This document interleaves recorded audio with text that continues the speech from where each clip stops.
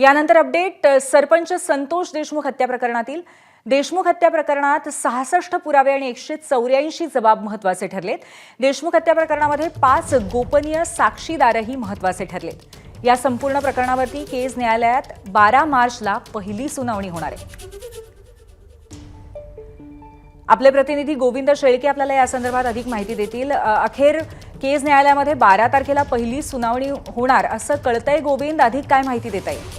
तुम्ही याच 12 तारखेला आता उज्ज्वल निकम हे सरकारी वकील म्हणून केसच्या जिल्हा सत्र न्यायालयासमोर उभा टाकणार काय हे पाहणं पहिल्यांदा महत्त्वाचं ठरणार आहे। कारण ज्या पद्धतीनं 80 दिवसांमध्ये तपास पूर्ण करून सीआयडीने पुरावे गोळा केलेत आणि संतोष देशमुख हत्या प्रकरणामध्ये जवळपास 66 पुरावे हे सीआयडीने जमा केलेत आणि ज्या पुराव्याच्या आधारावर त्यांनी वाल्मिक कराड, सुदर्शन घुले आणि त्याची गँग त्याच्या भोवती फास आवळला।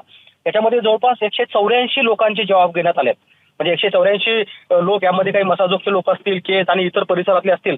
पण एक गोष्ट मुद्दामून सांगितली पाहिजे, एक 6 गोपनीय साक्षीदार सीआयडीला सापडले आणि या गोपनीय साक्षीदारावरतीच ही केस डिपेंड झाली।